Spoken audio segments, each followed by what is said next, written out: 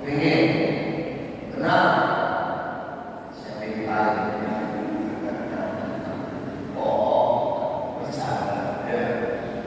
Kita harus dipakai. Ini bulan Ramadan Rasul sangat giat untuk saudara.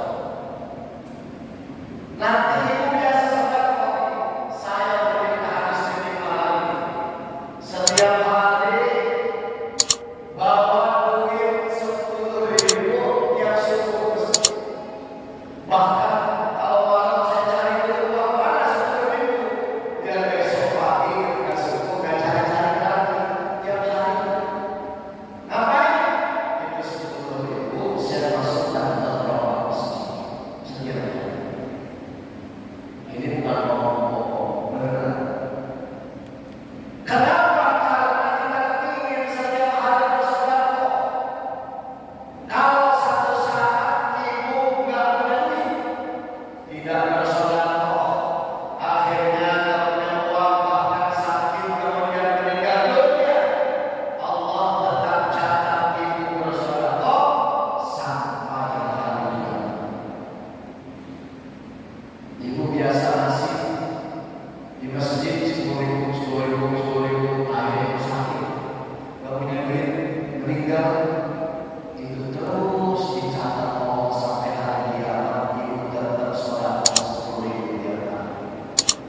Kalau ada orang berani berjamaah masjid, akhirnya satu saat sakit, tidak berjamaah masjid, akhirnya sampai meninggal dunia, Allah mencatat al-mustaqim siratal ladzina an'amta 'alaihim ghairil maghdubi 'alaihim waladdallin. Kata anak muda yang kedua, kerenan imam di masjid saya. Imam masjid saya Al-Fatihah cuma satu nafas. Bismillahirrahmanirrahim. Alhamdulillahirabbil alamin. Arrahmanirrahim. Maliki yaumiddin. Allahu akbar. Allahu akbar. Itu terawih. Anak muda yang ketiga nggak mau kalah kerenan imam di masjid saya. Imam masjid saya udah nggak pakai nafas.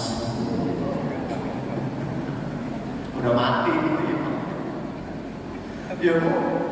Karena memang jadi imam terawih gampang-gampang susah.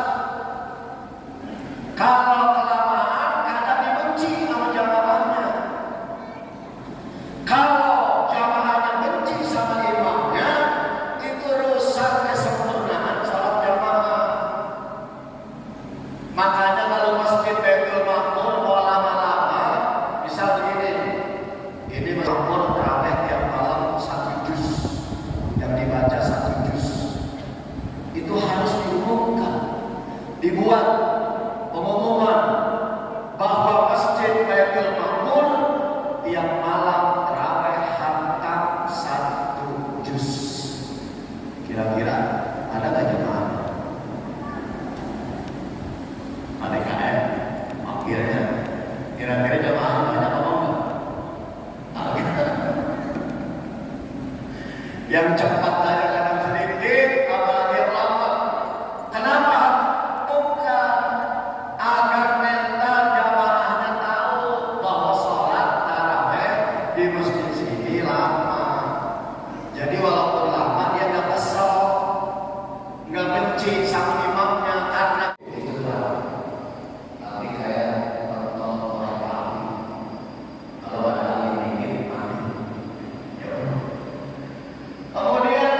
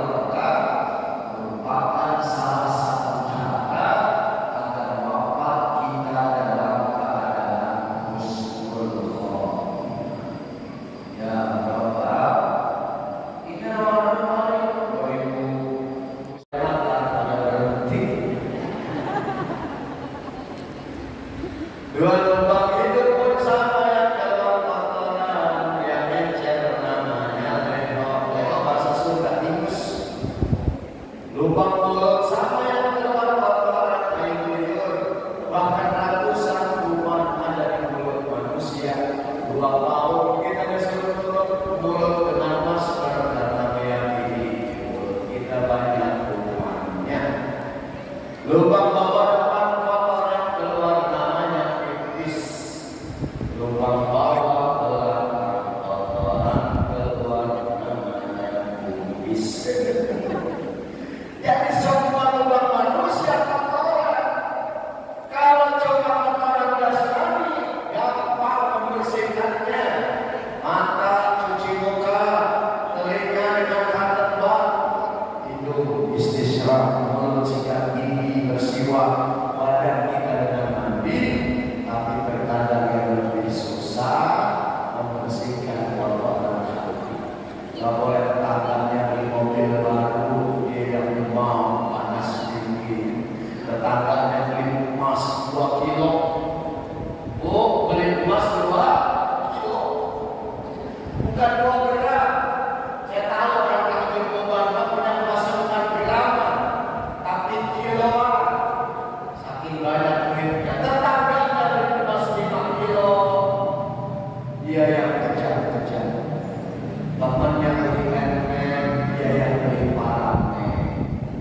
Temannya beli kulkas, dia yang kedinginan. Alhamdulillah. Karena itu persiapkan ampunan Allah Subhanahu wa taala, dibuka luas-luas di bulan suci Ramadan. Siapa yang menginginkan ampunan Allah, raih. Karena itu malaikat berseru ketika datang Ramadan. Ini terakhir saya sampaikan.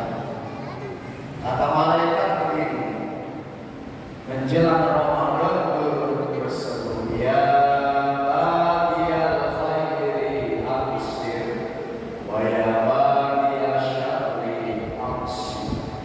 Wahai para pecinta kebaikan dan ibadah, bergembiralah kamu akan datang Ramadan. Gembira karena akan dilipat gandakan.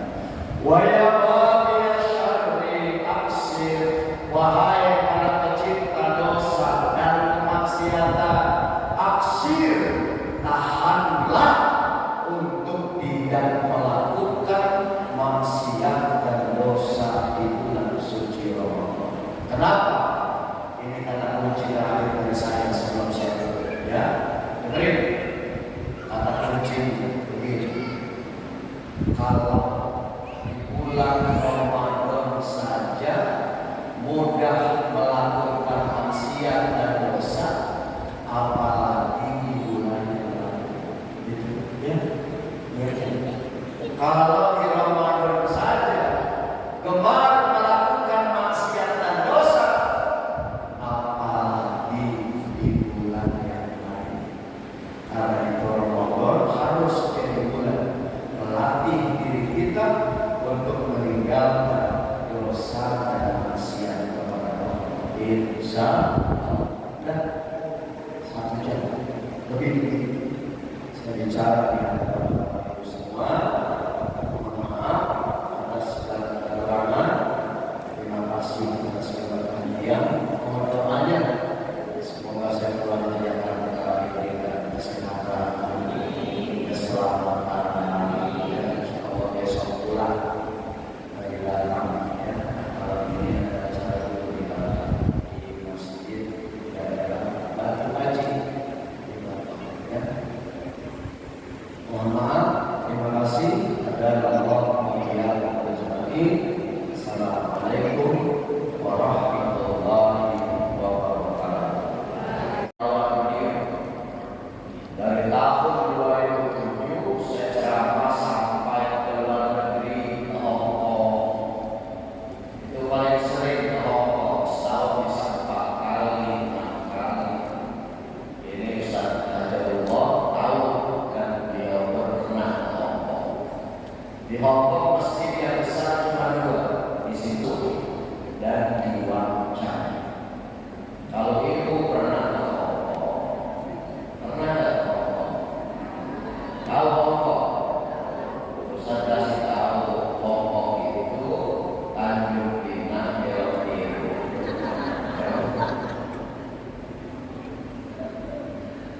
Itu di Hong Kong ada taman namanya Taman Victoria.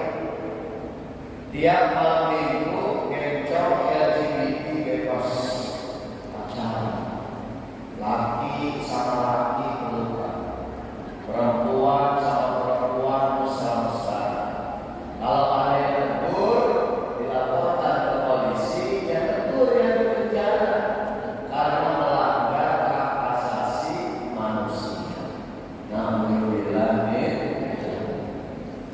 Kita di Indonesia, alhamdulillah, pemerintah Indonesia tidak melegalkan pernikahan sejenis.